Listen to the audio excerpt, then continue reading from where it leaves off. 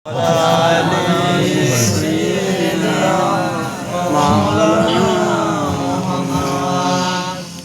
بالله من الشيطان الرجيم.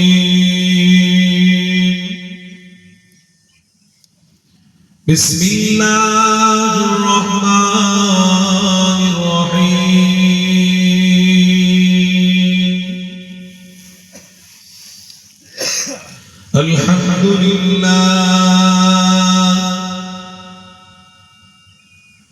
الحمد لله نحمده ونستعينه ونستغفره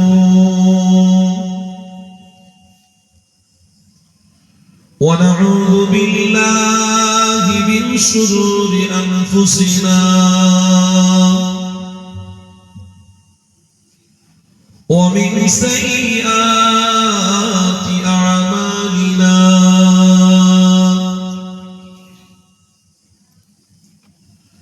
من يهده الله فلا مضل له ومن يضلله فلا هادي له. ونشهد أن لا إله إلا الله وحده لا شريك له. ونشهد أن سيدنا وحبيبنا ومولانا محمدا عبده ورسوله.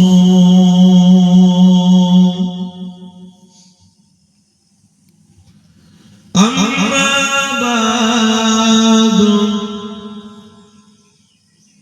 فيا أيها الحاضرون رحمنا ورحمكم الله.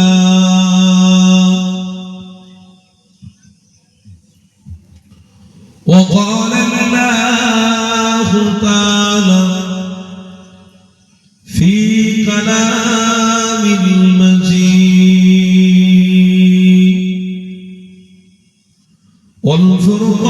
والفرقان الحميد.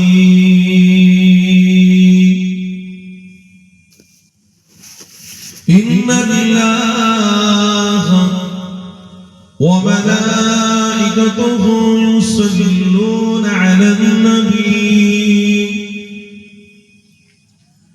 يا أيها الذين آمنوا صلوا عليه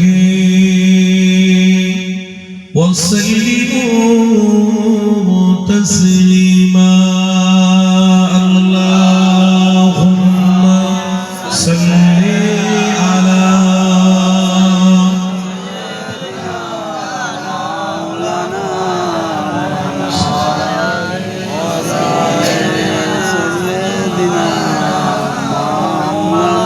प्यारे हाजिराने मजलिस আমার আব্বারা আমার ভাইরা ইমানি মাহফিল কপালে জুটেছে।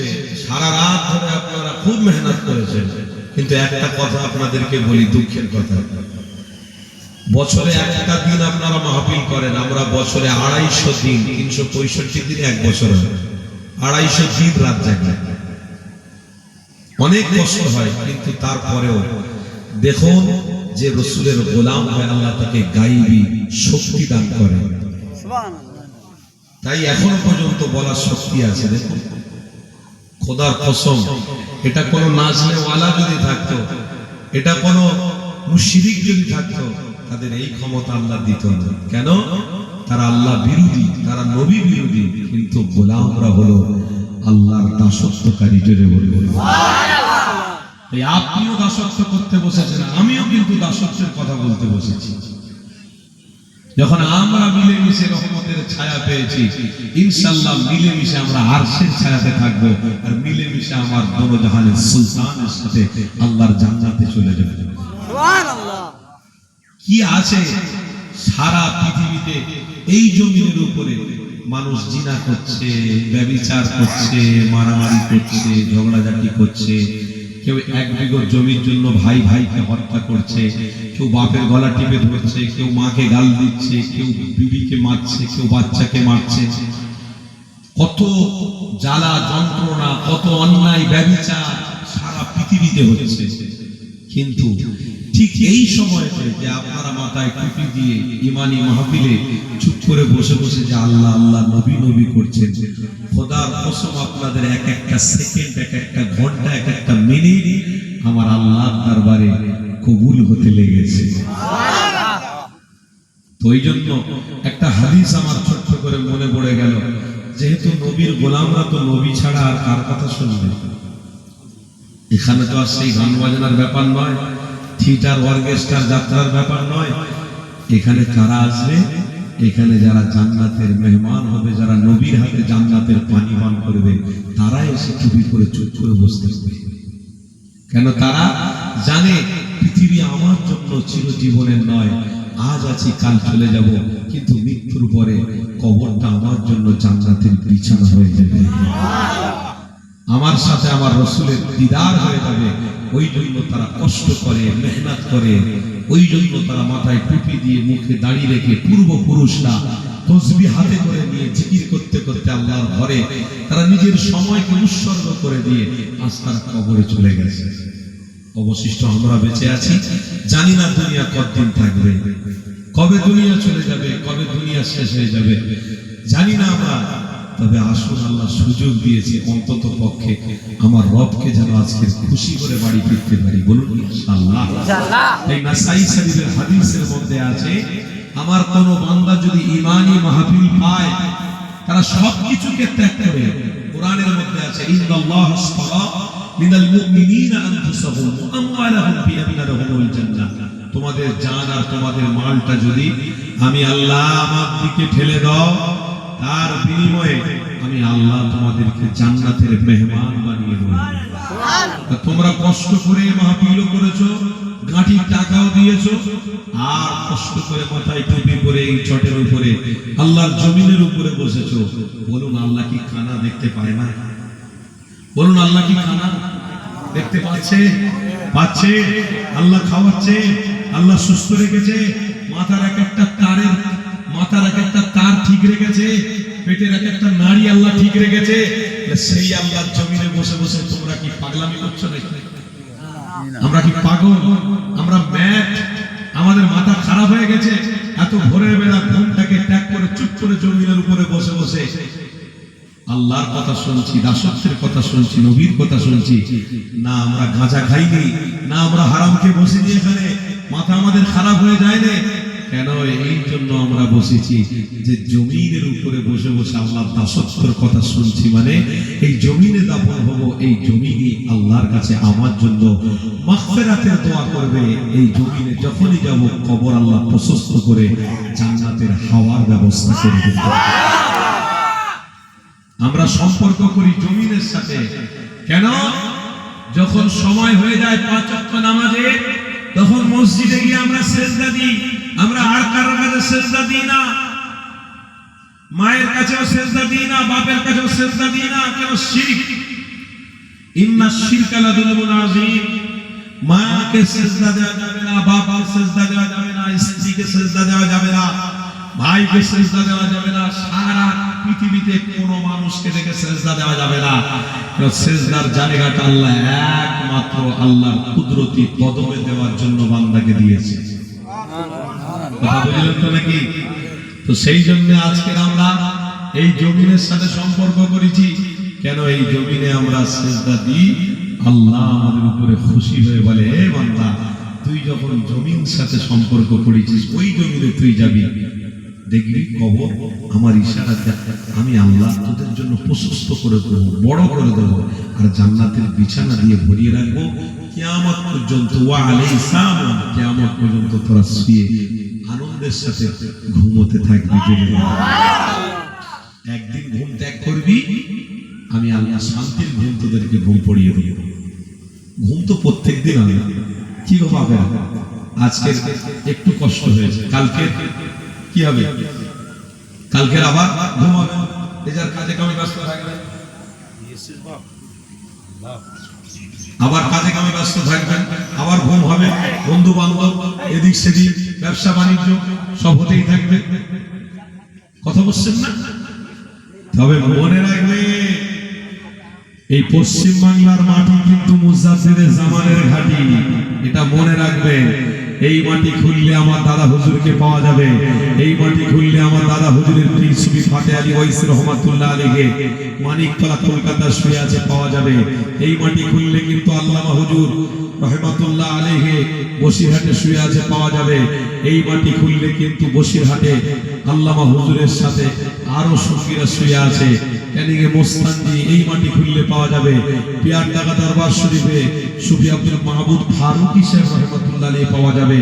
এই পশ্চিম বাংলার মাটি খুললে আহমদুল্লাহ হুজুর কেবলা পিয়ারডাঙ্গা দরবার শরীফে পাওয়া যাবে। এই মাটি খুললে প্রতাপচন্দ্র সেন যেনার নাম ছিল, মুজাদ্দিদের জামানকে মহব্বত করে জীবন কাটিয়েছিল, তেনার নাম দাদা হুজুর বলেছিলেন সুফি আব্দুল মুমিন সাহেব বাকুল শরীফ হাওড়া জেলায় শুয়ে আছে। এই মাটি খুললে বাকুল শরীফে হুজুরকে পাওয়া যাবে। এই মাটি খুললে দাদা হুজুর পীর কেবলার চাচতো ভাই হাজী শেখ সাহেব রহমাতুল্লাহ আলাইহি উলবেড়িয়ায় শুয়ে আছে, এই মাটি খুললে পাওয়া যাবে। এই মাটি খুললে দাদা হুজুর পীর কেবলার 14 পোস্টের দাদু হাজী মুস্তাফা মাদানী হুজুরকে পাওয়া যাবে। আর এই পশ্চিম বাংলার মাটি খুললে 14,000 আল্লাহর ওলিকে পাওয়া যাবে। তাই আপনাদেরকে বলে দিয়ে যাচ্ছি, এই মাটিতে যারা আছে নবীর গোলামরা আছে, আর আমরা ওই মাটিতে বসে বসে নবীর গোলামতি করতে বসেছি। ইনশাআল্লাহ আমাদেরও মৃত্যু হবে, আমরাও কিন্তু এই নবীর গোলাম হিসেবে দুনিয়া ছাড়াতে আল্লাহ জান্নাতের বিছানায় আমাদের ঘুম পাড়িয়ে দেবে। আমার বাপ ভাইরা মুজাদ্দিদ জামান দাদা হুজুর পীর কেবলা রাসূলের গোলামতি শিখিয়ে দিয়ে চলে গেছে। ইনার অবদান জীবনে কোনোদিন কেউ ভুলতে পারবে না। দাদা হুজুর পীর কেবলার ভক্তরা মুরিদরা শোনো, কোথায় ছিল মসজিদ, কোথায় ছিল মাদ্রাসা, কোথায় ছিল খানকা, ইহদিনাস সিরাতাল মুস্তাকিমের রাস্তা দেখিয়েছে আমার মুজাদ্দিদের জামান। তাই তোমার পীরের কথা তো সারা পশ্চিম বাংলার মানুষ আলোচনা করে, তোমার পীরের কথা তো সারা ভারতবর্ষের মানুষ আলোচনা করে, তোমার পীরের কথা তো কান্দাহারের মানুষ আলোচনা করে, তোমার পীরের কথা তো পাকিস্তানের মানুষ আলোচনা করে, তোমার পীরের কথা তো আফগানিস্তানের মানুষ আলোচনা করে, তোমার পীরের কথা তো আসামের মানুষ আলোচনা করে, তোমার পীরের কথা তো বাংলাদেশের মানুষ আলোচনা করে। কেন? তোমার পীর আল্লাহ মুজাদ্দিদের জামান বানিয়েছে। দাদা হুজুর পীর কেবলা যে রাস্তা দেখিয়েছে ওই রাস্তা রাসূলুল্লাহ দেখিয়ে গেছে। তাই তুমি ওই রাস্তাটাকে মজবুত করে ধরে থাকো, ইনশাআল্লাহ লা ইলাহা ইল্লাল্লাহর ঝান্ডার নিচে দাদা হুজুরের সাথী হয়ে নবী আর নবীর সাথী হয়ে আমরা সবাই জান্নাতে একসাথে চলে যাব।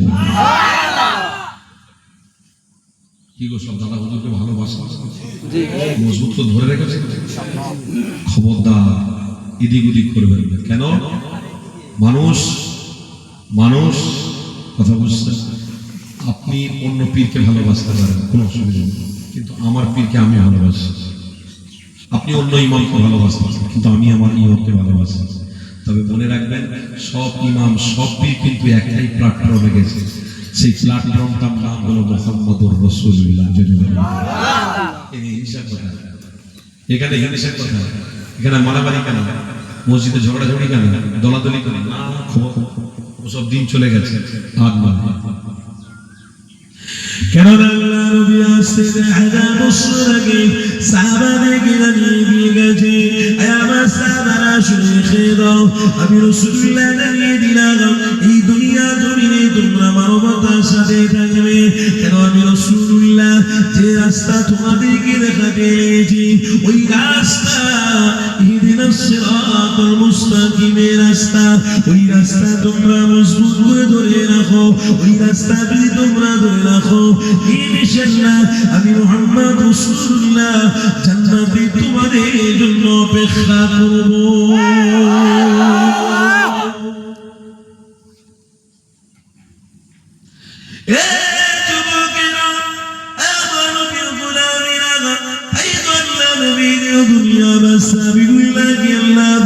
তোমার আমার জন্য শিক্ষা গুরু করে বানিয়েছে। আমার হাবিবুল্লাহকে মহব্বত করো, জীবন তোমার আমার পাল্টে যাবে। আমার হাবিবকে যদি না মহব্বত করো, তোমার আমার অস্তিত্ব দুনিয়ায় থাকবে না, তোমার আমার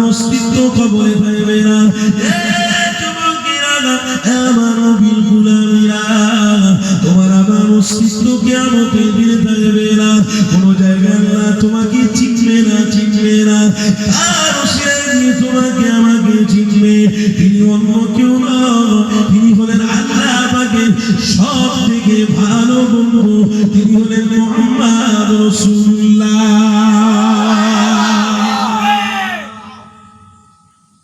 কার বন্ধু গো? কার বন্ধু গো? আমরা তেনার গোলাম, তেনার গোলাম। বুক ফুলিয়ে বলতে হবে, আমরা তেনার গোলাম। কি গো বাবা, অসুবিধা হচ্ছে? ব্যবসা বাণিজ্য কাজ কারবার এটা সেটা কত সময় যাচ্ছে বলুন। আজকের একটু সময় না একটু বেশি গেছে, কাল আপনাদের আশা ছিল হয়নি। আল্লাহ যেটা ভালো বুঝেছে করেছে, আজকে তবু কষ্টতে হাল ধরে রেখেছে, তবু অপেক্ষা করেছেন। ভাইজান আসুন আসুন, অসুবিধা নেই। আমি বড় খুশি অনুভব করছি। তবে খোদার কসম একটা দুঃখের কথা বলবো, বলবো আপনারা রাত্রিরে সব খেয়েছেন? রাত্রিরে সকলে খেয়েছেন? সত্যি করে বলবো, এই বলে খাই না। ভাত খাইছিস?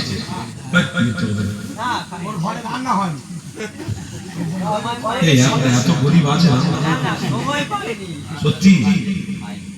এই ভাই প্রকৃত আমাকে ভালোবাসে। কেন বলছি? আমারও এখনো পর্যন্ত পেটে ভাত যায় না, আমিও কিছু খাই, রাতেও খাইনি, এখনো খাই। এইরকম চলছে। এক এক সময় তো জলসা করতে গিয়ে 10 টাকা কেক আছে, কেক খেয়ে জলসা করতে কি করবো বলে না, জলসা না দাও নিলে লোকরা খুশি হয়। ভাইজান ভালোবেসে কি অপরাধ করেছি? ভালোবাসার প্রেমিক, আপনাকে আনার জন্য আল্লাহ কবুল করুন। ফোনে বলে ভাইজান ভালোবেসে কি অপরাধ করেছি বলুন। কত বড় বড় আজকে সারা ভারতবর্ষে 9টা জায়গায় ঘুরে ফেলেছি, 9টা রাজ্য। রাজস্থান চলে গেলাম, দিল্লি চলে গেলাম, হরিয়ানায় চলে গেলাম, পাঞ্জাবে চলে গেলাম, বোম্বে চলে গেলাম, তারপরে আমি হায়দ্রাবাদে, তারপরে রাজস্থান, আলওয়ার, শেখর, আল্লাহ জব দিয়েছি। আবার কিছুদিন পরে হায়দ্রাবাদে যাব। এসব আমার কৃতিত্ব নয়, এই কৃতিত্ব হলো একমাত্র মুহাম্মদ রাসূলের গোলামতি করার জন্য। আপনিও যদি গোলামতি করেন, আল্লাহ আপনার ইজ্জত বাড়িয়ে দেবে। একটাকে ধরে রাখতে হবে, আল্লাহ নিজে বলছেন ইন্নাল্লাহ আশতারা মিনাল মুমিনিনা সরি আল-ইয়াওমা আকমালতু লাকুম দীনাকুম ওয়া আতমামতু আলাইকুম নি'মাতি ওয়া রাদিতু লাকুম আল-ইসলাম দীনা।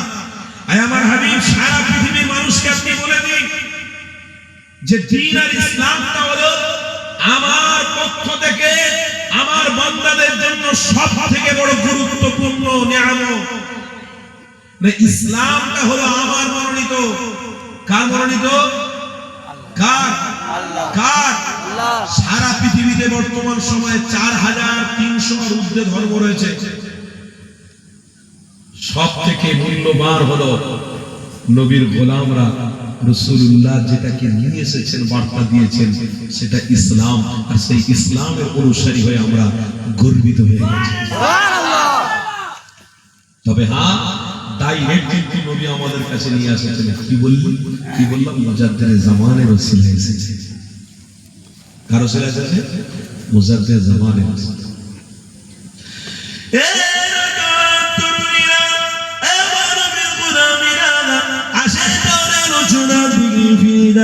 আল্লাহ নবী ছাড়া তোমার আমার কোন রাস্তা নেই গো। কেননা নবী পাকে তোমার আমার আল্লাহ তোমার মুহাম্মদ করে বলেছে। কোরআনটা খুলে দেখো কি বলেছে। এ মুসাফির জামানের ভক্ত মুরিদেরা, আল্লাহ কোরআনের মধ্যে দিয়েছে মা কানা মুহাম্মাদুন আবা আহাদিন মিন রিজালিকুম ওয়ালাকিন রাসূলুল্লাহ, ওয়ালাকিন রাসূলুল্লাহ মানে হলো আমার আল্লাহ জানাতে দিয়েছে এ দুনিয়ার মানুষেরা হযরত আদমকে আমি পাঠিয়েছি, কিন্তু মুহাম্মদ রাসূলুল্লাহ বানাইনি। হযরত দাউদ নবীকে আমি আল্লাহ পাঠিয়েছি, মুহাম্মদ রাসূলুল্লাহ বানাইনি। হযরত সুলাইমান নবীকে আমি আল্লাহ পাঠিয়ে দিয়েছি, কিন্তু মুহাম্মদ রাসূলুল্লাহ বানাইনি। হযরত ইব্রাহিম নবীকে পাঠিয়েছি, মুহাম্মদ রাসূলুল্লাহ বানাইনি। এ যুবকেরা তরুণীরা, হযরত ইসমাঈল নবীকে আমি পাঠিয়েছি, মুহাম্মদ রাসূলুল্লাহ বানাইনি। হযরত ঈসা নবীকে আমি পাঠিয়েছি, মুহাম্মদ রাসূলুল্লাহ বানাইনি। আমার নবীর গোলামীরা, আমি একজনকে রাসূলুল্লাহ বানিয়েছি, আবার নবীও বানিয়েছি। তিনি অন্য কেউ নয়, তিনি হলেন আমার দোস্ত, আমার হাবিব মুহাম্মদ রাসূলুল্লাহ।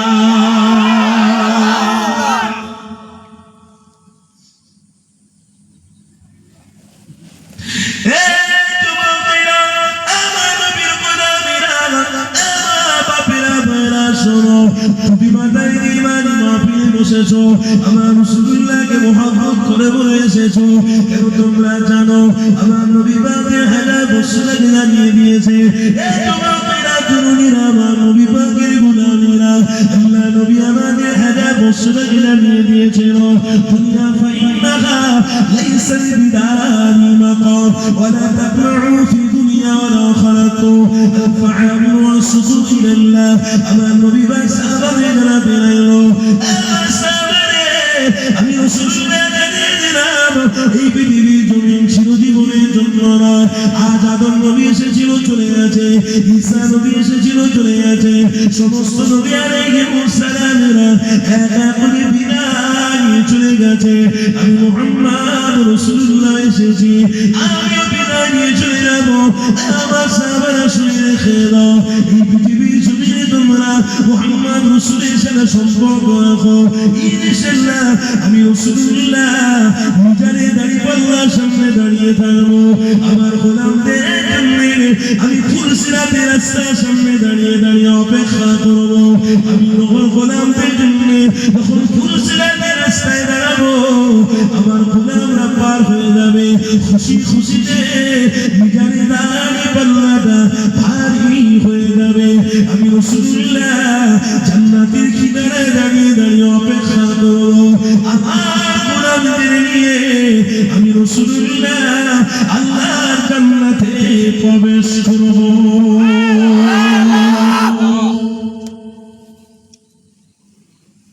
হায়রে পৃথিবীর মানুষ, আল্লাহ তোমাদের খাওয়াচ্ছে, ভালো রেখেছে।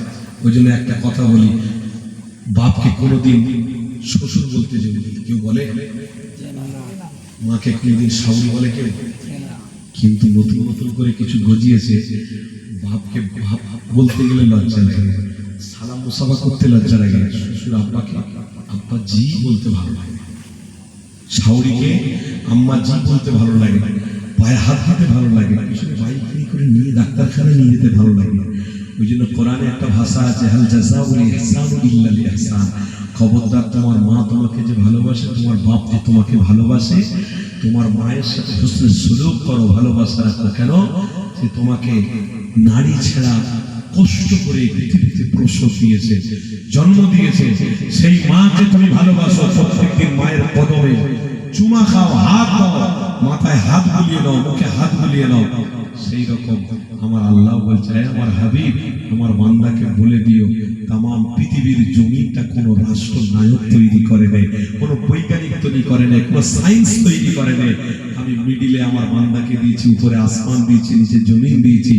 আমার হাবিব, আমার দোস্ত, আমার বান্দা বান্দীদেরকে বলে দিও, তারা যেন এই জমিনে চলতে ফিরতে আমি আল্লাহ আমার প্রশংসা করে, আর যদি করে তাদের 60 বছর জীবনটা আমি আল্লাহ কবুল করে জান্নাতি বানিয়ে নেব।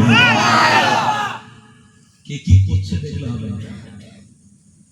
আমার গ্রামের পাশে আরেকটা ভাই বাস করে, সে কি করছে আমাকে দেখলাম, আমি কি করছি ওটার দিকে লক্ষ্য রাখতে হবে। কথা বুঝতে পারছেন না? আমি কি করছি? 5 ওয়াক্ত নামাজ কি পড়ছি? আমি কি করছি? তাহাজ্জুদের নামাজ কি আমার হলো? আমি কি করছি? ফজরের নামাজ আমার হলো? তো ফজরের নামাজ পড়া হয়নি কেন? খবরদার, ওই জন্য বলছি একটু মজবুত হও বাবা। কেন? আমার আল্লাহ সেই বন্ধু দোস্তকে বলেছে, আমার হাবিব পৃথিবীতে গিয়ে শুধু বলে দাও আমার বান্দার বান্দিকে, তারা যদি জমিনের উপরে আমার দাসত্ব করে ফেলে, 50 বছরের জীবন দেবো, 40 বছরের জীবন দেবো, চোখ বন্ধ হওয়ার সাথে সাথে আমি আল্লাহ তাদের চেহারা থেকে আলো বার করে দেখিয়ে দেবো। খাটিয়ার উপরে লম্বা হয়ে শুয়ে থাকবে, সবাই এসে মুখ দেখবে, যেন মুচকি মুচকি হাসি রয়েছে আর নুরানি চেহারা এসে গেছে। কেন এসেছে গো? কেন এসেছে গো? জানো জানো, ইনি প্রত্যেকদিন 5 ওয়াক্ত নামাজ পড়তো। কেন এসেছে গো? তুমি জানো জানো, ইনি তাহাজ্জুদের নামাজ পড়তে যেত। কেন এসেছে চেহারাতে এত আলো? জানো জানো, প্রত্যেকদিন ইনি কোরআন খুলে পড়তো। কেন চেহারাতে এত আলো এসেছে জানো? ইনি প্রত্যেকদিন গরিবদেরকে দান করতো। কেন চেহারাতে এত আলো এসেছে জানো? ইমাম সাহেবের সাথে সম্পর্ক ভালো রাখতো। কেন চেহারাতে এত সুন্দর আলো এসেছে জানো?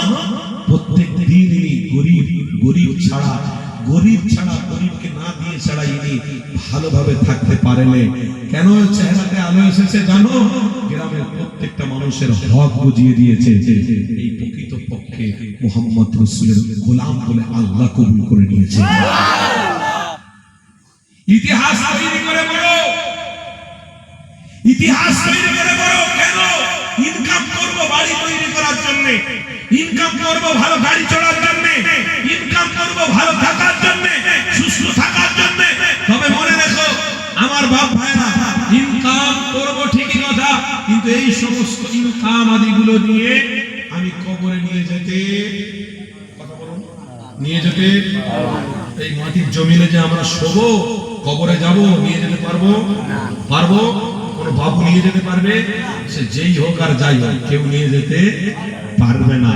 সুতরাং পৃথিবীতে এসেছি আমরা আল্লাহর মেহমান হয়ে, মুসাফির হয়ে।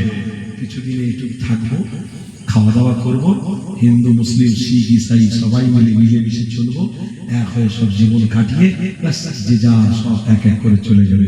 চোখ বন্ধ, সব বন্ধ, চোখ বন্ধ, চোখ বন্ধ, সব বন্ধ। কোথায় 10 তলা বিল্ডিং করেছিল, কবর দেবে নাকি বাবা? খাটিয়া করে